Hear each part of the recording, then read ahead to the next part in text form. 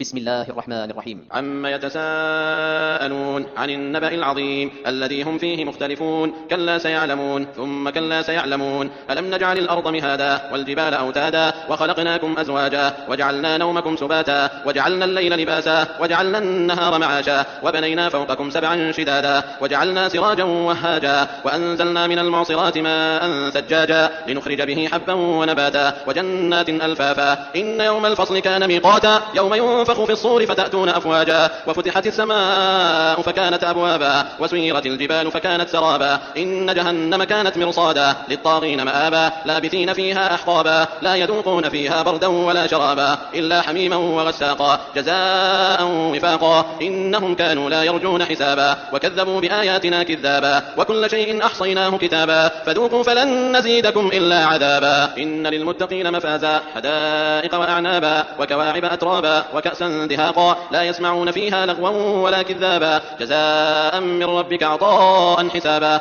رب السماوات والأرض وما بينهما الرحمن لا يملكون منه خطابا يوم يقوم الروح والملائكة صفا لا يتكلمون إلا من أذن له الرحمن وقال صوابا ذلك اليوم الحق فمن شاء اتخذ إلى ربه مآبا إنا أنذرناكم عذابا قريبا يوم ينظر المرء ما قدمت يداه ويقول الكافر يا ليتني كنت ترابا.